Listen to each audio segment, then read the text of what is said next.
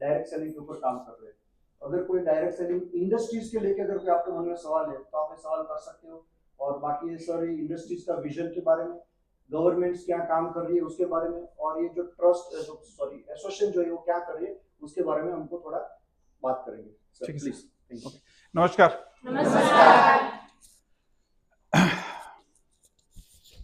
Sir ने कहा कि आपको कोई क्वेश्चन है तो वहां से शुरू कर सकते हैं।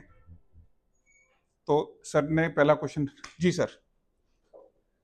मैं सर मेरा क्वेश्चन ये है कि मार्केट में जो इन्वेस्टमेंट प्लान चल रहा है कि ये लोग ये बोलते हैं कि हम डायरेक्ट सेलिंग कंपनी है, ये लोग करते हैं मनी रोटेशन, चलाते हैं इन्वेस्टमेंट प्लान, और इसका प्रॉब्लम ये है जो मैंने ऑब्जर्व किया है पिछले 1 साल में कि जो प्रैक्टिकल एथिकल जो प्रैक्टिस करती है कंपनी, जो प्रोडक्ट बेस्ड कंपनी है, इसके जो लीडर्स है, जो नेटवर्क है, इसको बहुत डिस्टर्ब करता है। मैंने ऑब्जर्व किया है क्योंकि शॉर्ट टाइम में अच्छा रिटर्न देती है, लोगों को आकर्षित करके लोग वहाँ पे भीड़ चली जाती है, फिर कुछ लोग कमाते हैं, कुछ लोग लॉस करके छोड़ देते कंपनी।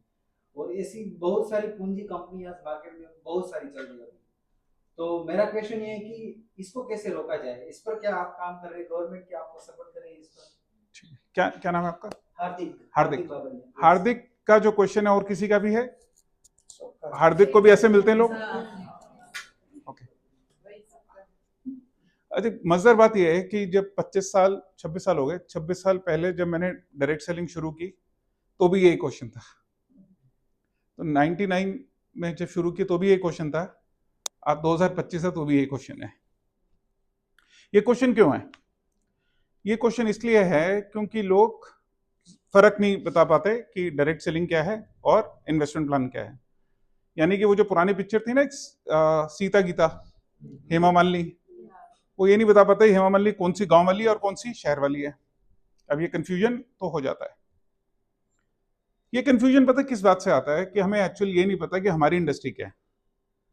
असल में हम किसी को गलत कहने जा रहे हैं, बट उससे पहले ये जानना जरूरी है कि हम क्या हैं। सो हम क्या हैं, कुछ 7-8 क्वेश्चन मैं पूछता हूं आपको, और आज जो 7-8 क्वेश्चन में चीजों को सॉल्व करते हैं। पहला क्वेश्चन, क्या डायरेक्ट सेलिंग हिंदुस्तान में लीगल है?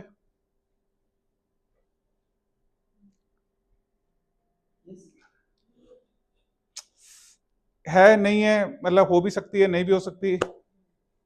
यस नो क्या? हाँ जी। सो देखो, नो तो कोई हाथ उठाएगा नहीं, यस 2-3 लोग तो कह ही रहे हैं। अब कोई मुझे मिलता है और मैं उसके घर जाता हूं, उसको कहता हूं कि भाई मैं कुछ काम कर रहा हूं। वो कहता है यार तेरा काम जो भी अच्छा लग रहा है तो एक काम कर, मेरी बेटी को भी ना अपने साथ लगा ले। मैं जिम्मेदारी ले लेता हूं, उसको अपने साथ काम पे लगा लेता हूं। बट अगर मुझे ये लगे कि ये इंडस्ट्री लीगल नहीं है तो फिर मैं ये जिम्मेदारी लेता कैसे हूं? फिर तो नहीं लेनी चाहिए, फिर भी हम जिम्मेदारी ले लेते हैं। क्यों? पैसों के लिए। क्योंकि अपना घर भरना चाहिए, दूसरे को तो बाद में देखेंगे। क्या ये चीज ठीक है? लेकिन फिर हम में और इन्वेस्टमेंट प्लान वालों में क्या फर्क हुआ? वो भी यही कर रहे हैं। वो ओपनली चोरी कर रहे हैं, हम छुपा के चोरी कर रहे हैं। तो चोर तो चोरी हुआ, फिर हम कर क्यों रहे हैं? ये भी क्वेश्चन आता है। अब इतनी भी पैसों की जरूरत नहीं है लाइफ में कि इतनी भी करने पड़े, है कि नहीं? सो यहां पे सोचना पड़ता है कि मॉरल, एथिक्स, वैल्यूज क्या होती हैं, अगर हम काम ही ठीक कर रहे हैं या नहीं कर रहे। मल्टी लेवल मार्केटिंग हिंदुस्तान में लीगल है। एक शब्द नहीं आता एमएलएम कर रहे हो, एमएलएम कर रहे हो, मेंबर बना रहे हो, एमएलएम कर रहे हो, है ना? क्योंकि हिंदुस्तान में क्या है कि आप गुजराती बोलो, मराठी बोलो, आप उड़िया बोलो, आप तेलुगु बोलो, कश्मीरी बोलो, सबको एक बार तो समझ में आ जाता है कि एमएलएम कुछ चीज है। अभी मैं कश्मीर में भी ट्रेनिंग लूं या केरल में भी लूं ना, सबको एक बार पता है एमएलएम। अब क्या एमएलएम लीगल है? अब ये भी सोचना पड़ेगा। क्योंकि और क्या एमएलएम और डायरेक्ट सेलिंग एक ही है? तो अगर डायरेक्ट सेलिंग लीगल नहीं है फिर तो एमएलएम भी नहीं हो सकती ना। यानी कि अभी तक तो हम एक सीता को संभाल रहे थे, तो पता चले गीता भी वैसी हो गई। पर मैंने किसी की जिम्मेदारी ली हुई है।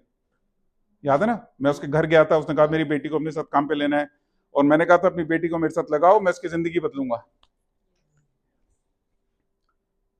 सो नेटवर्क मार्केटिंग, ये भी एक शब्द है।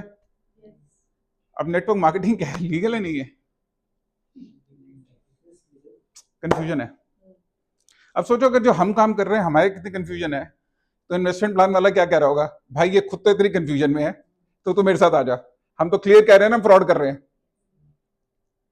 यहाँ पे तो इनको पता नहीं है क्या कर रहे हैं, हम तो फ्रॉड कर रहे हैं, हमारे साथ आ जा। तो ज्यादा चांसेस क्या है कि लोग इधर जाएंगे इधर जाएंगे।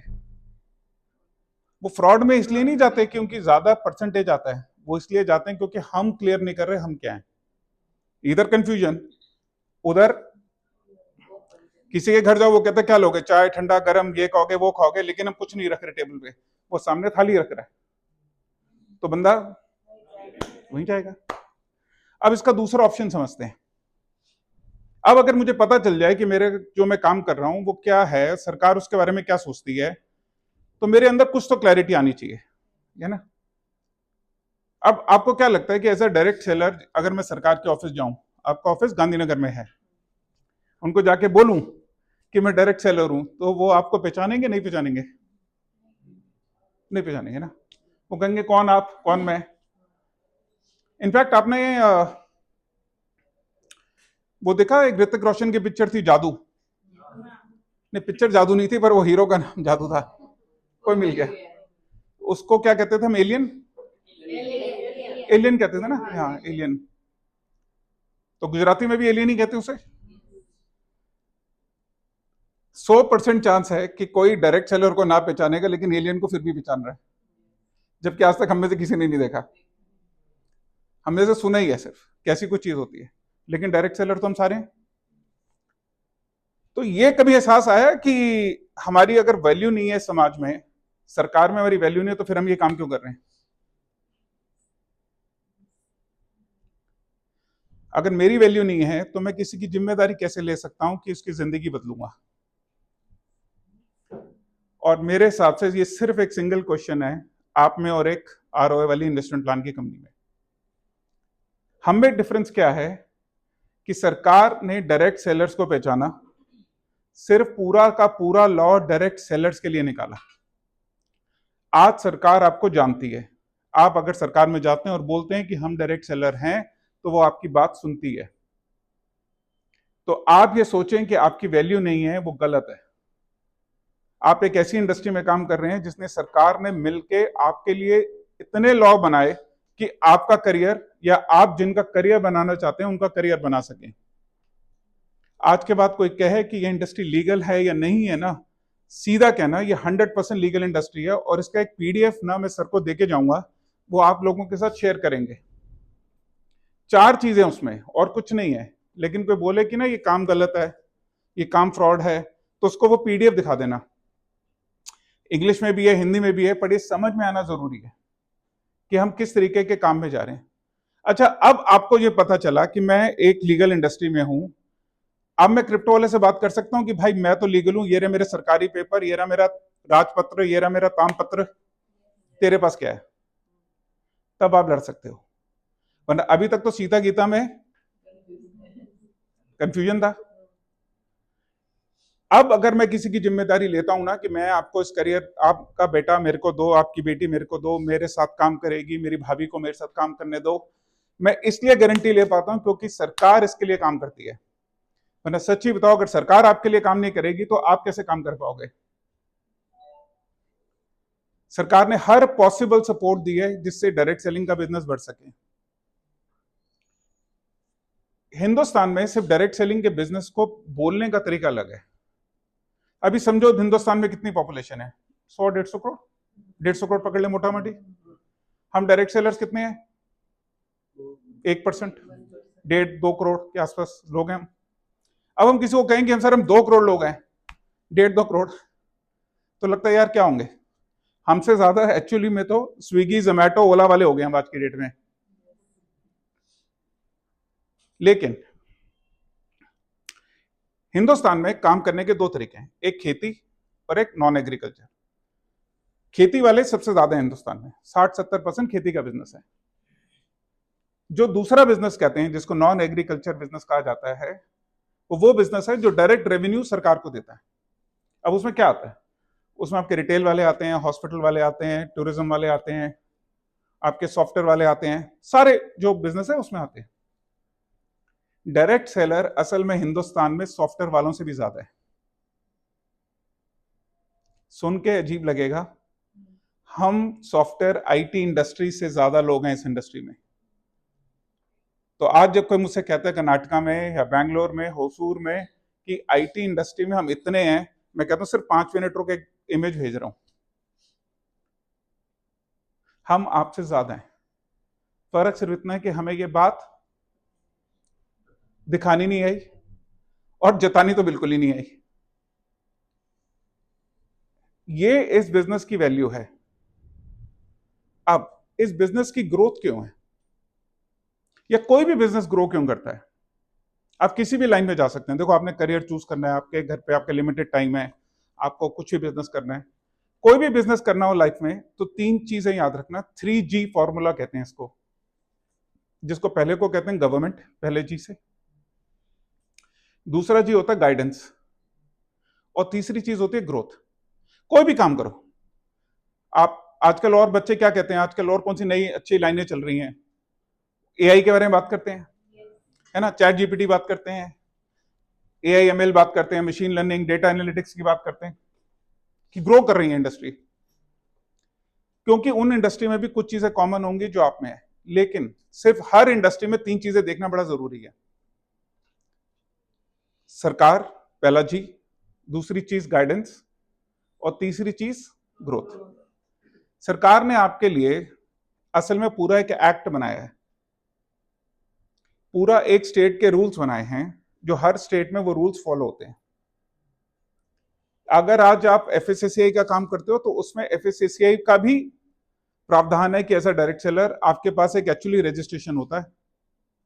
हम तो चलो ज्वेलरी वाले हैं, बट ये सोचो एक फूड डिपार्टमेंट, जो इंडिया का इतना बड़ा डिपार्टमेंट है, जिसमें हर 3 टप्पर चाय बेचने वाले से लेके एक रेस्टोरेंट से लेके सब आते हैं, स्विगी जोमेटो ओला लाते हैं, उन पूरी कैटेगरी में भी उन्होंने डायरेक्ट सेलर के लिए कैटेगरी निकाल रखी है। कुछ तो बात होगी हमें, कुछ तो सरकार को लगता होगा कि भैया बिजनेस बढ़ेगा आगे। दूसरी चीज है गाइडेंस। अब काम बहुत अच्छे हैं, लेकिन सिखाने वाला कोई नहीं है। जैसे आप समझो रॉकेट का बिजनेस अच्छा है, और रॉकेट सिखाने वाले कितने होंगे? तो क्वेश्चन है, सिखाएगा कौन? अब इस इंडस्ट्री में खासियत है कि यहां पे सिखाने की भरमार है। असल में तो लोगों को स्टेज से दूर रखना पड़ता है। कोई बोले कि सर आपके पास 5 मिनट है, तो हम कहते हैं चलो अभी आ रहे। सर ने बोला 10 मिनट अवेलेबल है, मैंने कहा आ रहा हूं। सिखाने के लिए हम तैयार हैं। क्यों? क्योंकि यही बिग बिजनेस है ना, किसी को सिखा दो, वो बड़ा हो जाएगा तो आप बड़े हो जाते हो। तो सिखाने में इतनी टेंशन नहीं है। कोई भी बिजनेस, कोई भी करियर पाथ आप चूज कर लो, any business, from real estate से लेके आप कोई भी ईवी का बिजनेस से लेके शुरू कर लो, ये सब बिजनेस में कॉमन लॉजिक है। तीसरा बिजनेस है ग्रोथ का। डायरेक्ट सेलिंग का जो इंडस्ट्री है वो करीबन 7% पे ग्रो कर रही है। हिंदुस्तान तीसरी सबसे बड़ी अर्थव्यवस्था बनने जा रही है। डायरेक्ट सेलिंग जो है अगले साल एक्सपेक्टेड है करीबन 10-11% पे ग्रो करने के लिए। हम ग्रोथ वाली इंडस्ट्री में क्यों जाते हैं? उसका कारण ही यही है, क्योंकि वो जब इंडस्ट्री बड़ी होती है आप बड़े हो जाते हो। अभी समझो नोकिया था, नोकिया देखा था फोन सबने, आज कहां है? खत्म ही हो गया कॉन्सेप्ट। और कोई एग्जांपल है ऐसा जिसमें इंडस्ट्री खत्म हो गई? पहले हम सब घड़ियां पहनते थे, फिर फोन आ गया। सारे कैमरा याद है? डिजिटल कैमरा होता था, कैमकॉर्डर नाम की चीज होती थी। मुझे याद है मेरी शादी पे मेरी बीवी कह रही कि कुछ तो गिफ्ट लेना पड़ेगा, क्योंकि हम दुनिया को ये नहीं दिखा सकते कि लव मैरिज है। मैंने कहा एक काम करते हैं, क्या लूं, मुझे समझा तो सही। कह रहे कुछ तो लेना पड़ेगा, तो एक काम करते हैं कैमकॉर्डर ले लेते हैं। तो मेरे डैडी को भी लगेगा और मेरे चाचा पूछेंगे कि शादी पे क्या दिया है, तो कुछ तो बोलना पड़ेगा ना। तो मैंने कहा ठीक है, चलो एक कैमकॉर्डर लेते हैं और एक घड़ी लेते हैं। अब पता चला कुछ टाइम के बाद जब मोबाइल फोन ऐसे हो गए ना, कैमकॉर्डर का यूज है। हाँ, लेकिन बीवी को नहीं बोल सकते क्योंकि ससुराल का माल है।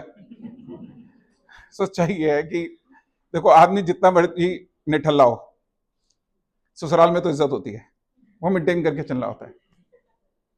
सो कहने का पर्पस ये है कि टाइम बदलता है, और जब आप करियर चूज करते हैं, किसी को एडवाइस करते हैं, तो आपको ये सोचना पड़ेगा उसको क्या एडवाइस देना है। ये 3 चीजें याद रखना, गवर्नमेंट और ग्रोथ। तब कभी कभी अब जैसे आप बड़े बनोगे, आप अपने स्ट्रक्चर में बड़े बनोगे, टीम में बड़े बनोगे, तो अब आप कॉलेजेस में जाओगे, अब आप वहां जाके सेशन लोगे बच्चों का। तो जब बच्चों का सेशन लेते हो, बच्चे आपसे एंटरप्रेन्योरशिप सीखना चाहते हैं, वो सीखना चाहते हैं कि एंटरप्रेन्योर कैसे बना जाता है लाइफ में, तो आप ही जाओगे उनको सेशन लेने के लिए। क्योंकि बहुत सारे मैंने डायरेक्ट सेलर्स के लोगों को सक्सेसफुल होकर ये बच्चों को गाइड करते हुए देखा है, और मैं सबको कहता हूँ गाइडेंस का सिर्फ यही बेस है। तो आज के बाद कोई आपसे बोले कि ये इन्वेस्टमेंट प्लान है और तू इधर आ जा या वो इधर आ जा, पहली चीज सिर्फ उससे इतना ही पूछना है कि यार क्या तुझे लगता है कि तू काम लीगल कर रहा है? क्योंकि मैं तो बिना बात पे सरकार से लड़के तो कोई काम करने वाला नहीं हूं। सरकार से लड़के कोई फायदा होता है? एक्चुअल में किसी भी बच्चे को गलत सलाह देनी हो तो उसको बोलो कि वो काम कर ले जो सरकार के अगेंस्ट हो। और कई माता पिता बड़े खुश होते हैं इस बात पे, वो कहते हैं मैंने अपने बच्चे को तेज कर दिया, चालाक बना दिया। और मैं कहता हूं अपने बच्चे को वो सिखा दिया जो नहीं सिखाना चाहिए था, क्योंकि वो फ्यूचर नहीं है। सो किसी भी बंदे इन्वेस्टमेंट प्लान वाले से मैं सिंपल यही बात पूछता हूँ। जी सर। सर सेकंड क्वेश्चन था कि पहला क्लियर हो गया? डायरेक्ट सेलिंग लीगल है? यस। एमएलएम लीगल है? यस। ओके। अभी जैसे मानो आईडीएस, मेरा नाम क्या था? देखो, अब यहां तक जाते जाते आपको उम्मीद है कि याद रखेंगे। अच्छा चलो हिंट दे देता हूं। रोहन, रोहित, राकेश, क्या नाम था? रोहन कितने लोग कह रहे हैं? रोहित, राकेश, एक राहुल है यार। और सच्ची में ये तो एक ऐसा नाम है कि किसी को वैसे भी कुछ बोलना हो ना तो राहुल बोल दो, तो हर लड़के ने अपना एक नाम राहुल रखा हुआ है। जी सर। सर अभी जैसे आईडीएसए का एक लॉज है, स्टेट वाइज रूल्स है गवर्नमेंट का आईडीएसए का, तो इसको सेंट्रलाइज क्यों नहीं करते हैं? पहला क्वेश्चन मेरा है। दूसरा ये है कि जैसे सभी प्रोडक्ट बेस्ड कंपनी है, तो इन सारे का एक कोऑर्डिनेशन क्यों नहीं कि सभी प्रोडक्ट बेस्ड कंपनी मिल के इन आरओआई वाले के साथ ऑपोजिशन क्यों नहीं करते हैं? पहला चीज, हिंदुस्तान में कोई, मैं खुद एक एसोसिएशन का पार्ट हूं और हम खुद एक एसोसिएशन चलाते हैं, लेकिन एसोसिएशन सिर्फ वो फॉलो करते हैं जो सरकार बनाता है। तो अगर कोई पूछे डायरेक्ट सेलिंग का लॉ क्या है, तो वो कंज्यूमर अफेयर मंत्रालय देता है, कोई एसोसिएशन लॉ नहीं बनाती। हम सिर्फ पालन करते हैं सरकार की को क्या चाहिए, हम इंडस्ट्री को देते हैं, और इंडस्ट्री में डायरेक्ट सेलर्स को क्या चाहिए हम सरकार को लेके जाते हैं। तो आपको बोला कि मैं आईडीएसए को फॉलो करता हूं, अच्छी बात है, सबके अच्छे सिस्टम है, लेकिन हम फॉलो हम दें सिर्फ सरकार को करना है और किसी को नहीं करना। ठीक है, पहला क्वेश्चन ये था आपका। जैसे सेंट्रलाइज क्यों नहीं करते हैं? अभी जैसे हर स्टेट में क्यों करते हैं? हाँ, स्टेट वाइज जो परमिशन लेना पड़ता है उसको सेंट्रलाइज क्यों नहीं करते हैं? देखो, थोड़ा सा बोरिंग टॉपिक सर ने छेड़ दिया है, तो थोड़ा सा बोर हो जाना 5 मिनट के लिए, और अगर ज्यादा बोर हुए तो हार्दिक भाई के साथ आपने लड़ लेना। देखो क्वेश्चन क्या है कि ये जो सब्जेक्ट है कंज्यूमर अफेयर्स, ये सेंटर और स्टेट दोनों का है, जिसको कॉन्करेंट लिस्ट कहा जाता है। हिंदुस्तान में फेडरल गवर्नमेंट है, हिंदुस्तान में फेडरल का मतलब होता है कि स्टेट के पास भी कुछ पावर है। तो कॉन्करेंट लिस्ट होने की वजह से आपको सेंटर का भी सुनना है और आपको स्टेट का भी सुनना है। तो यहाँ पे दोनों ने रोल डिवाइड कर लिया। तो सेंटर ने एक्ट निकाल दिया है, डायरेक्ट सेलिंग रूल्स निकाल दिए हैं, स्टेट के पास ऑप्शन दिया है कि आप उसको कैसे इंप्लीमेंट करना चाहते हो। अब इसका एक बेनिफिट भी है, समझो, जम्मू कश्मीर के लोगों की जो प्रॉब्लम होगी वो गुजरात की नहीं होगी, जो गुजरात की होगी वो तमिलनाडु की नहीं होगी। तो यहां पे तो एक्चुअली आपके लिए बेटर है। अभी समझो कि भावेश भाई को आपकी कोई बात सरकार के सामने रखनी है, तो उनको पता ना गांधीनगर ही जाना है। अभी उनको बोलो कि दिल्ली जाना है, तो कितनी बार जाएंगे? मुझे नहीं लगता वो जाएंगे दिल्ली, वो कहेंगे यहां बैठ के मैं अपना डायमंड बेचूं, वहां दिल्ली जाऊं। तो आपके लिए तो एक्चुअली अच्छा है। सही मायने में अगर कोई बोले कि मेरे मोहल्ले में कोई बंदा है जो डिसीजन ले सकता है, मेरे लिए और बेटर है। तो ये बहुत प्लस है, मैं तो कहूंगा कि आप सबके लिए, कि लोकल लैंग्वेज में बात की जा सकती है। क्योंकि देखो सेंट्रल गवर्नमेंट में जाके सबका एक्सेस नहीं होता कई बार, पर लोकल में आपके कोई ना कोई रिश्तेदार निकल ही आएगा जो आपको हेल्प कर सकता है। दूसरी बात कि सब इकट्ठे होकर आरओआई वालों के अगेंस्ट क्यों नहीं लड़ते। देखो उसमें देखो एक चीज समझो कि आरओआई वाले जो हैं वो 20-25 साल पहले भी थे, वो हमेशा रहेंगे। अगर राम है तो ऐसा तो हो नहीं सका कि राम का दूसरा वर्जन राम आता, क्यों? वह सिक्के के दोनों पहलू क्यों होते हैं? और जिन्होंने गलत करना होता है वो करेंगे सर, और वो नए नए तरीकों से गलत ढूंढेंगे। सच्ची बात तो यह है कि आप ठीक बाद में ढूंढोगे, वो गलत पहले ढूंढ चुके होते हैं। हमारे पास एक गुजरात से ही, अहमदाबाद से एक 3 लोग आए। तो एक लेडी थी, एक छोटी सी लड़की थी, और एक सज्जन थे। तो सज्जन को कुछ कंसल्ट करना था, पूछने के लिए आए थे। तो मेरे अकाउंटेंट ने उस टाइम पे कुछ एक ऐसी बात करी, तो वो जो लड़की थी, शायद 19-20 साल की लड़की होगी, उसने जीएसटी पे बड़ा जल्दी से आंसर दिया। तो मैंने उस लड़की से पूछा, मैंने कहा बच्चा आप करते क्या हो?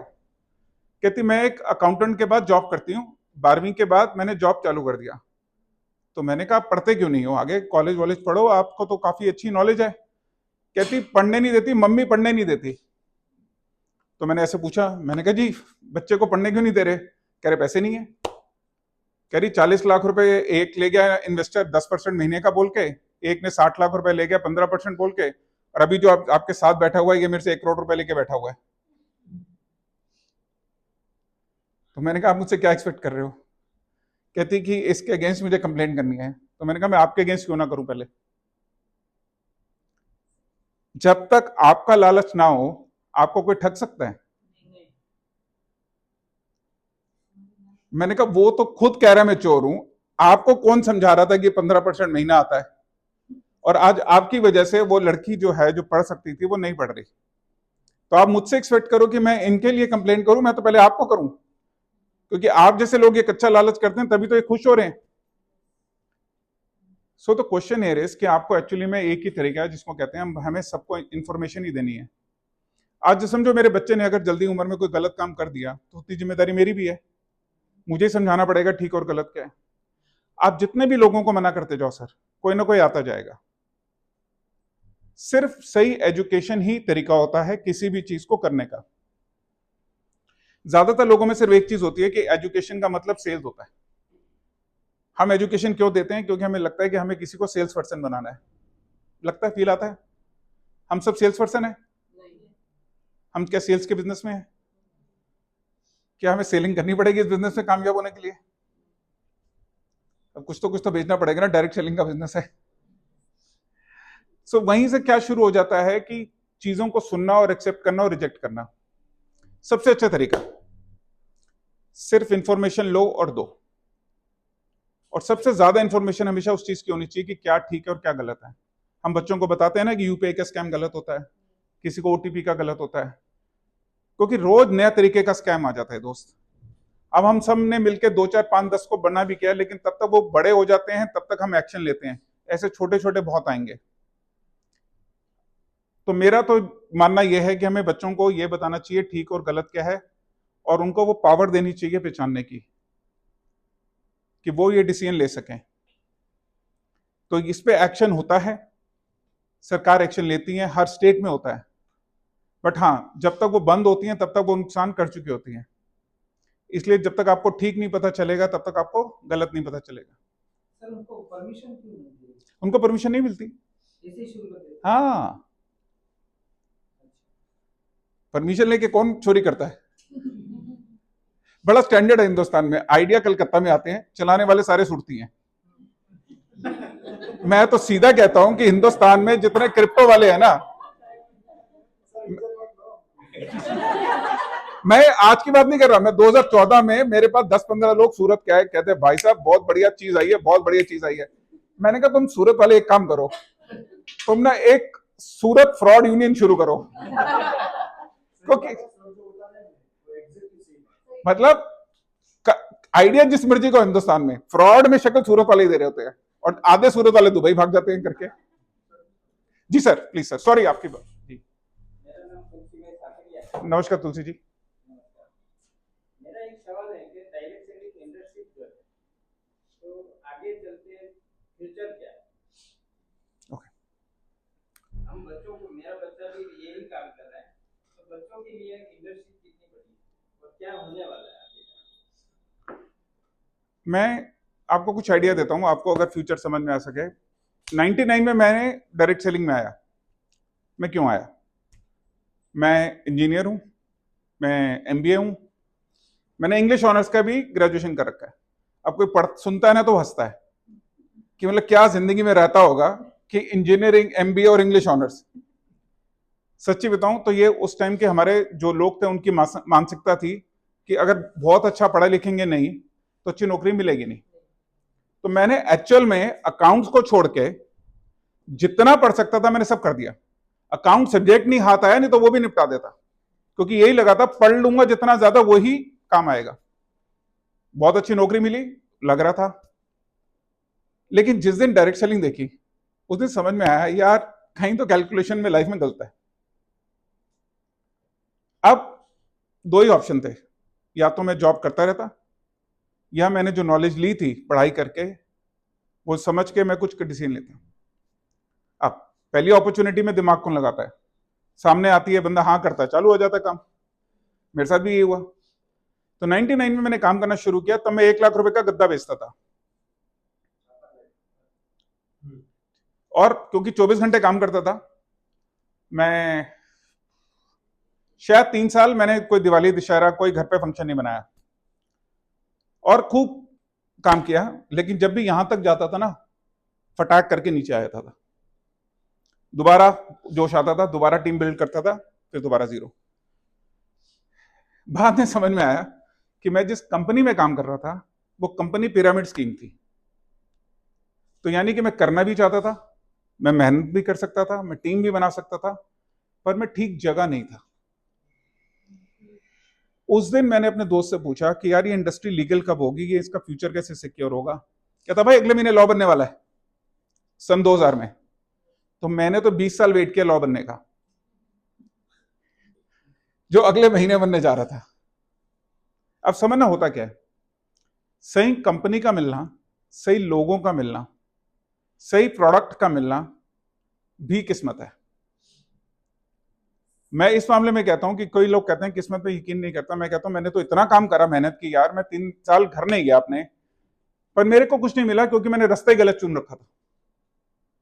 अब जब रास्ता गलत था तो मुझे एक चीज समझ में आया कि ये रास्ता मैंने गलत चुन कैसे लिया। तो कई बार होता ना कि जब आप इतने पढ़े लिखे होते हो और इतना आप सुनते नहीं हो लोगों की, क्योंकि तो इतना पढ़े लिखे होने के बाद ना बोतल बंद होती है। फिर मुझे एक चीज समझ में आया कि यार ये जो ट्रेनर लोग होते हैं ना, इन सबके पास सब चीजों के आंसर होते हैं। मैंने कहा मैं ट्रेनर बनूंगा क्योंकि मुझे पता करना है कि मैंने गलत कंपनी क्यों चूज कर ली। मैं ट्रेनर बना। ट्रेनर बनने के बाद यह चीज समझ में आई कि यार भाई जो ट्रेनिंग बनाते हैं ना उनको सब कुछ पता होता है। तो फिर मैंने कहा मैं वो सीखूंगा कि ट्रेनिंग कैसे बनती है, क्योंकि मुझे अपने आंसर चाहिए थे। आंसर मुझे इसलिए चाहिए थे क्योंकि मैं अपने आप को एक्सेप्ट नहीं कर पा रहा था कि मैंने ये गलत डिसीजन कैसे ले लिया। क्योंकि जब आप गलत सिस्टम में जाते हैं ना, अब चाहे कहने को वो एक प्रोडक्ट बेस्ड सिस्टम था, बट हो क्या रहा था कि मेरे साथ जुड़े हुए जितने भी लोग थे उनका तो नुकसान हो रहा था, उनकी टीम खत्म हो जाती थी। तो हमेशा एक दुख होता था कि यार इनका करियर, जिनकी मैं बातें कर करके आ जाता इतनी बड़ी बड़ी कि सर कोई बात नहीं, ये कर देंगे वो कर देंगे, बट एक्चुअली में क्योंकि रास्ता ठीक नहीं था इसलिए फंस जाते थे। अब एक ऐसा एक्सीडेंट आया 2002 में जिसमें मेरा सब कुछ जीरो हो गया। तो उससे पहले तक मैंने शादी कर ली और वो जो लाइफ होती है अच्छे लेवल वाली वो सब अचीव की। अब उसका मैं क्या बताऊं आपको एग्जांपल, आज भी वैसे घर पे बड़ा मजाक बनता है कि कभी मैं और मेरी वाइफ पिक्चर देखने गए तो दिल्ली में एक हॉल है पीवीआर पे, तो लंच के ब्रेक के टाइम पे 2 बर्गर और 2 पेप्सी आ गई। अब मैं बड़ा खुश कि बीवी ने किया सरप्राइज। बीवी कह रही है कि पति ने आज तक तो पूछा नहीं, उसने कैसे सरप्राइज दे दिया। हॉल से बाहर निकले तो पता चला कि वो जो पीवीआर का मैनेजर था उसने भेजे थे। वो कहता सर मैं आपकी डाउनलाइन में था। Thank you so much. ये इशारा खत्म करने का? नहीं अच्छा मैं कोड वर्ड तो नहीं है कि बस सर बहुत हो गया। ओके नाउ अब क्योंकि मैंने गलत शुरू किया था, लेकिन कुछ लोगों ने ठीक कंपनी में भी शुरू किया। अब मैं तो महीने में 2-4-5 लाख पे पहुंच गया था क्योंकि गलत कंपनी थी। वो बेचारे महीने के 2-4 हज़ार 5 हज़ार पे थे। अब वो मुझे कहते थे देख तू कितना कमा रहा है, और मैं उनको कहता देख तू कितना कमा रहा है। आज अगर उनकी लाइफ की बात करूं, अपने दोस्तों की, तो मैंने उनको पिछले 10 सालों 15 साल से काम करते हुए नहीं देखा।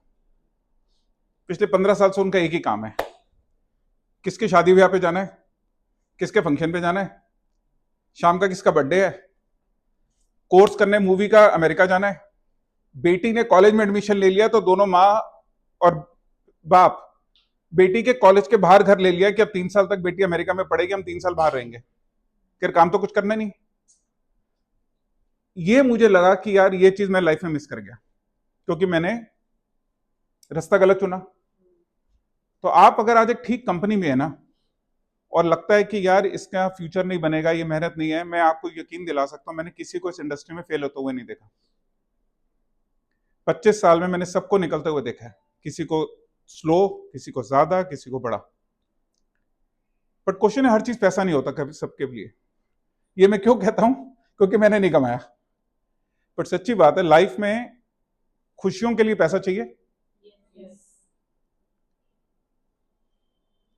और कई लोग मिलते हैं वो कहते हैं कि जी पैसे का खुशी से कोई लेना देना नहीं है। मैं आपको गारंटी कहता हूं, खुशियों का वैसे पैसे से कोई लेना देना नहीं है, लेकिन पैसे के बिना कोई लग्जरी भी नहीं है। आप अपनी लग्जरी सारी पैसे से पूरी करो, खुशी के लिए दोस्त हैं। अब ये जो लग्जरी कमानी है ये कहां से आएगी? अगर आपके पास इससे बेटर बिजनेस मॉडल है तो आप कर सकते हैं।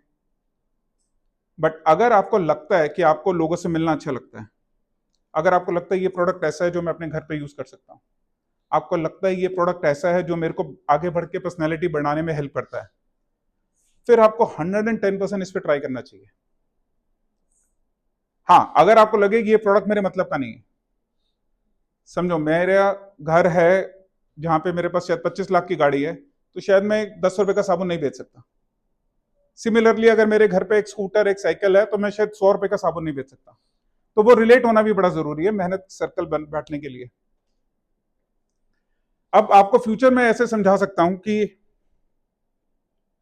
मैं कुछ कॉर्पोरेट्स का नाम नहीं ले सकता जो बहुत सीरियसली स्टडी करते हैं कि किस तरीके से वो डायरेक्ट सेलिंग में आ जाए। क्यों कर रहे हैं स्टडी?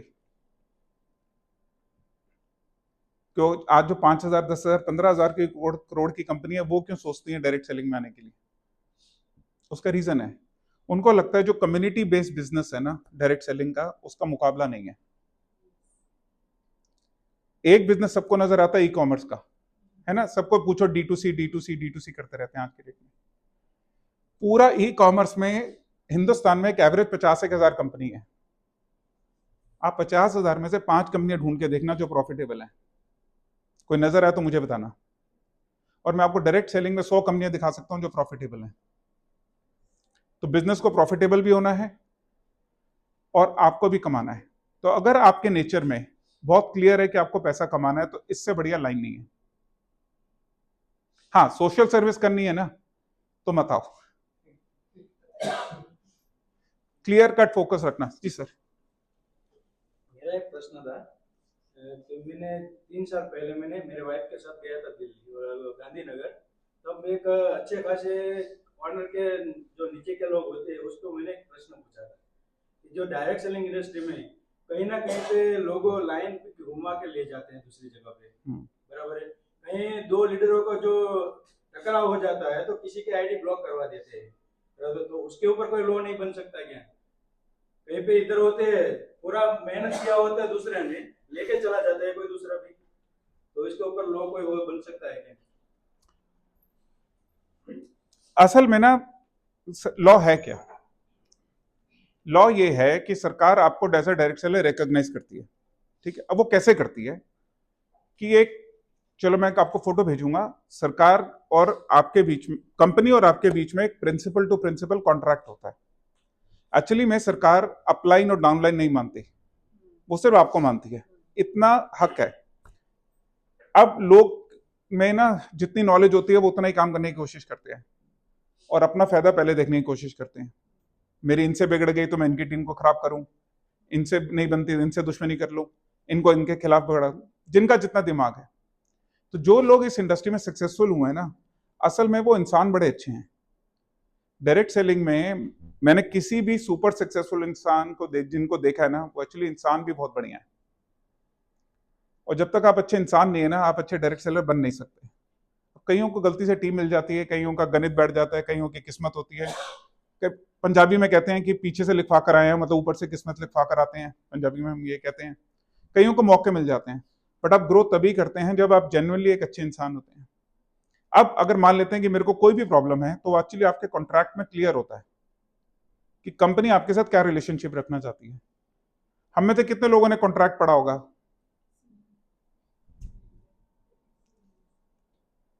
डायरेक्ट सेलिंग इलीगल है, सबने जल्दी जल्दी बोल दिया था। ओके, ये आपको पढ़ना चाहिए, आपको अपनी वेबसाइट पढ़नी चाहिए। आपको पता है आपकी कंपनी ने वेबसाइट के ऊपर सारे डॉक्यूमेंट रखे हुए हैं, क्यों? मैं छुपा भी तो सकता हूं ना। उन्हें क्यों रखे? क्योंकि सरकार भी कहती है रखने के लिए और वो भी चाहते हैं रखने के लिए। तो लोगों को सर देखो, ये हर एक को ना उतनी, मेरा ये मानना है कि देखो हर एक 4 भाई होते हैं घर के अंदर ना, चारों भाइयों में नहीं बनती। एक भाई कहता है मेरे को ये प्रॉपर्टी मिल जाए, दूसरा कहता है मुझे ये मिल जाए, तीसरा कहता है मुझे छत भी मिल जाए, बट एक भाई कहता है सारे मिलकर रह लो। तो क्वेश्चन क्या है कि इसके ऊपर सरकार की तरफ से लॉ नहीं है, लेकिन कंपनी के जो टर्म्स एंड कंडीशन होते हैं ना, उसमें ये क्लियरली मेंशन होता है कि आपको क्या करना है। आपको वो पढ़ना चाहिए। और एक ट्रांसपेरेंट एथिकल कंपनी की पहचान है कि वो सब चीजें अपनी वेबसाइट पर रखती है। अगर मुझे आपसे झूठ बोलना होगा तो मैं वो नहीं दिखाऊंगा। कहानी बनाने में तो हम सब एक्सपर्ट है। सो पहली चीज वो स्टडी करो कॉन्ट्रैक्ट, और दूसरा कि ये जो नेटवर्क शिफ्ट होने वाली प्रॉब्लम है ना, आपको अपना सिगरेट पी सकते हैं बात करते हुए? यहाँ अलाउड नहीं है। सिगरेट पीने से क्या होता है? हाँ जी, तो उससे क्या प्रॉब्लम होती है? दूसरे को मजा नहीं आता। दूसरे को? तो जो पी रहा है उसको तो आ रहा है। तो बेसमेंट इसलिए अलाउ नहीं करते अब सिगरेट पीना कि कुछ रूल है, पर सिगरेट से तो कोई नुकसान नहीं होता ना। क्या होता है? आप मुझे एक चीज बताओ, सिगरेट से ज्यादा लोग चीनी से नहीं मरते? डायबिटीज से ज्यादा लोग मरते हैं? तो डायबिटीज, शुगर क्यों नहीं बैन है? हाँ जी, और सबके घरों में है। अच्छा, वेज है, जैन है, नॉन वेज है, सबके घर पे शुगर है। तो सिगरेट बंद नहीं हो रही, चीनी बंद नहीं हो रही, लेकिन सिगरेट बंद हो रही है ना? ओके, बात सुन के कैसा लगा? बकवास थी, प्योर बकवास। लेकिन आपने क्या किया, 2 मिनट के लिए तो मान लिया कि हाँ यार ये तो कुछ तो बोल रहे हैं लॉजिकल, है कि नहीं? और अगर मैंने ज्यादा जान से बोरी होती ना और यहाँ पे मेरे हाथ में सिगरेट होती, यकीन मानना 2-4 लोग हाँ भी कर देते पीने के लिए कि हाँ भाई ये सिगरेट भी पी रहा, स्टाइल से पी रहा। क्वेश्चन ये है कि हम ये ना जिम्मेदारी, कई लोग ना अपनी जिम्मेदारी नहीं समझते। जो लीडर होते हैं ना, उनको लगता है कि जब स्टेज उनको मिल गया तो वो लोगों को मैनिपुलेट करने की ज्यादा कोशिश करते हैं। मैं मैसेज ये देना चाहता हूं कि क्या सुनते हो ना, उसको एनालाइज करना सीखो। आज की डेट में इतनी इंफॉर्मेशन है, सब चैट जीपीटी यूज करते होंगे, रील सब बनाते होंगे, लेकिन ये कोई नहीं टेस्ट करता कि जो इंडस्ट्री में काम कर रहे हैं वो ठीक है कि नहीं है। चैट जीपीटी से पूछ लिया करो। सो लास्टली मैं आपको ये कहना चाहूंगा, जो आपका जो मुद्दा है, मुद्दा ये है कि फर्स्ट खुद रिस्पॉन्सिबल बने, क्योंकि सरकार ने तो सब कुछ कर दिया। सेकंड, खुल के किसी की जिम्मेदारी लो कि इसमें करियर बनेगा, क्योंकि अब ये 100% लीगल इंडस्ट्री है, बट ये एक डायरेक्ट सेलिंग इंडस्ट्री है। ये मल्टी लेवल मार्केटिंग नहीं है, ये नेटवर्क मार्केटिंग नहीं है, ये एफिलिएट मार्केटिंग नहीं है, ये सिर्फ और सिर्फ डायरेक्ट सेलिंग इंडस्ट्री है। इसके अलावा कोई और शब्द इस्तेमाल नहीं करना, ठीक है? और अगर कोई लीडर ऐसे भकाता है कि इधर जाने का उधर जाने, उसे कहना यार भाई मेरा अपना भी दिमाग है यार, मुझे जबरदस्ती सिगरेट और चीनी वाला डिफरेंस मत बता। तो आज के बाद वो याद रखना, ठीक है जी? एक क्वेश्चन और ले सकते हैं सर? हाँ जी, जी सर। सर आपने जो कॉन्ट्रैक्ट बेस्ड बात किया और जो अपनी कंपनियों का सब उस पे सब लगते हैं, तो वो जो लिख के जो रखते हैं, तो सब टेस्ट जो स्टेट रहते हैं, तो कहीं किसी को सब इंग्लिश में रखते हैं, इंग्लिश को कभी किसी को आता है, कभी नहीं आता, कभी आप पढ़ लिया करते, कभी नहीं पढ़ लिया करते। चलो मान लो कि प्रोफेसर ने लिखा है कि 7 साल के बच्चे के लिए कोई नहीं है, ये किसी को नहीं मालूम है, फिर भी दे रहे। तो ये सर अपने भाषा में या फिर अपने कुछ ऐसे लैंग्वेज में लिखें तो ये बिल्कुल ठीक बात है। पर जी जी प्लीज। लोन लेते हो बैंक से? बैंक से लोन मिलता है? Yes. साइन करते हो ना? Yes. कौन सी लैंग्वेज होती है? क्यों नहीं बोला गुजराती में बोलो? जस्ट किडिंग ना? नहीं नहीं ओके, देखो सबसे अच्छी तरीका क्या है, देखो टेक्नोलॉजी यूज करो। मैंने अपनी मम्मी को चैट जीपीटी सिखाया, ठीक है। मेरी मम्मी जम्मू से हैं, वो डोगरी भाषा बोलती है, तो मेरे यहाँ पे आपको डोगरी नहीं बोलता क्योंकि गांव में बोलते हैं वो लैंग्वेज। तो मम्मी बड़ा मिस करती है कि डोगरी, अब जो बहू लेकर आए वो तो हिंदी भी अगर तमीज से बोले तो बड़ी खुशी होती है। मेरी तो बीवी भी इंग्लिश मार्का है पूरी की पूरी। तो मैं अपनी मम्मी को सिखाया कि चैट जीपीटी से डोगरी में बात किया करो। अब मेरी मम्मी ने चैट जीपीटी आपको अपनी बहू समझ लिया और उससे बात करती रहती है। कहानी बड़ा सिंपल है कि देखो एक टूल मिला है जिसको कहो कि आप डालो, उसे कहो कि इसको गुजराती में कन्वर्ट कर, खत्म काम। आज अगर आप आधा पौना घंटा टेक्नोलॉजी पे नहीं काम कर रहे ना, और 5-7 साल में आप अपने पोतों से तो बात नहीं कर पाओगे। अब कितना आसान तरीका है ना, मतलब कुछ करना क्या है, सर ने इंग्लिश में डाल दिया है क्योंकि देखो वेबसाइट पे स्पेस कम है, समझो हर चीजें प्रिंट में नहीं जा सकती। आज आपकी गुजराती है, कल को मराठी होगा, उड़िया होगा। हिंदुस्तान में मेरे ख्याल से कुछ 700 भाषाएं होंगी, जिसमें से 300 भाषाएं ऐसी होंगी जिसका लिखा जाता होगा, 30 भाषाएं ऐसी होंगी जो सब बोलते होंगे। कन्वर्ट मारो ना फटाफट। उल्टा सर को जाके बोलो, सर मैं आपको गुजराती में कन्वर्ट करके देता हूं, रखो ना। अगर आपको गुजराती अच्छी आती है तो सर को हेल्प कर दो, ठीक है। Okay, last question. Myself Raghav ji Vekaria. मैं बोलता हूँ कि उम्र के साथ साथ डायरेक्ट सेलिंग का इंडस्ट्री का असर होता है कि सक्सेस जाता है। और दूसरा सवाल है कि एआई जो आया, टेक्नोलॉजी आया, तो सारी बड़ी इंडस्ट्री में वो एम्प्लॉय को छुटा कर दे, तो उसमें डायरेक्ट सेलिंग इंडस्ट्री में उनका कोई जगह मिलेगी कि क्या है आपके हिसाब से? क्या पहला क्वेश्चन क्या है कि जैसे जैसे उम्र बढ़ती है उसमें सक्सेसफुल होते हैं। मेरी उम्र 60 है, तो मैं क्या आगे बढ़ने के में कोई रुकता है कि मैं कर सकता हूँ? जो 45 साल से ऊपर हैं, असल में ना वो लोग बड़े स्टेबल हैं, क्योंकि ना वो समझ चुके हैं कि जिंदगी में वो जिस पड़ाव पे आ चुके हैं ना, अब उस पड़ाव से ऊपर अब नहीं किया तो कभी नहीं होगा। तो मैंने ये देखा डायरेक्ट सेलिंग में जो 45 से ऊपर के लोग हैं ना, वो बहुत स्टेबल हो जाते हैं और बहुत सीरियसली काम करते हैं। लेकिन बिजनेस में जो ग्रोथ आती है वो आती है 25 से 45 के बीच में, क्योंकि ये लोगों का टाइम होता है, बच्चे उस एज में आ चुके होते हैं कि जिसमें स्कूल जा रहे हैं या कॉलेज जा रहे हैं, हस्बैंड चला जाता है, टाइम अवेलेबल है, आप खुद अगर जॉब में हैं तो आपके पास पार्ट टाइम काम अवेलेबल है। जो सबसे ज्यादा कंफ्यूजन है एक्चुअली में वो है 18 से 25 के बीच। अब हुआ क्या है कि पोस्ट कोविड ये जो जनरेशन है, जिसको जेनजी कहते हैं, मिलेनियल कहते हैं, अब तो ब्लूमर एक नया शब्द आ गया, मुझे लगता है कल तक कोई और शब्द आ जाएगा, मतलब शब्द इतने जल्दी बदल रहे हैं। ये वो जनरेशन है जिसको समझना मुश्किल हो रहा है। इनके लिए कोई लॉजिक काम नहीं कर रहा, कोई फॉर्मूला काम नहीं कर रहा। आपके खुद के बच्चे होंगे 15-16 साल के, 17 साल के, अगर आप उनसे बात कर पा रहे हैं तो बहुत बड़ी बात है। तो ये जो जनरेशन है, क्योंकि इनको अभी खुद नहीं पता क्या चाहिए, इसलिए आप इनके लिए कोई फॉर्मूला सेट नहीं कर पा रहे हैं। तो आंसरिंग योर क्वेश्चन, 45 से 65 is the most stable in entire direct selling in India. Second question क्या था सर आपका? ये आई जो टेक्नोलॉजी आ रही है, हाँ। बड़े-बड़े इंडस्ट्री में एम्प्लॉय को छुटा करते हैं, तो उनके लिए डायरेक्ट सेलिंग का इंडस्ट्री का स्कोप कैसे? एआई को ना ऐसे समझ के चलो कि एआई कोई दुश्मन नहीं है, एआई को दोस्त मान के चलो।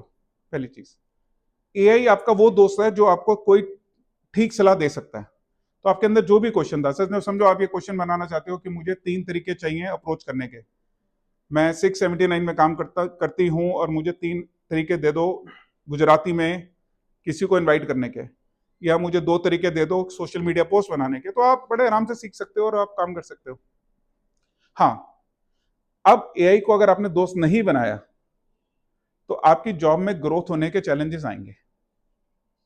यानी अगर मैं 25 साल का बंदा आपसे एआई सीखता है, टेक्नोलॉजी सीखता है, और आप 40 साल के हैं ना, अब एक्सपीरियंस की वैल्यू नहीं रहेगी, ये एक्चुअल में आपके टक्कर में आ जाएगा। जॉब में ये प्रॉब्लम आएगी सर, अगर आपने नहीं सीखा तो 25 वाला आपको सुपरसीड कर जाएगा। अब आप सोचो कि मैं 50 साल का हूं तो मुझे नॉलेज है, मुझे वो स्टेज मिलना चाहिए, नहीं होगा। 22-23 साल का लड़का भी उतनी नॉलेज मिला के काम कर लेगा। ठीक है, थैंक यू सो मच। आप लोग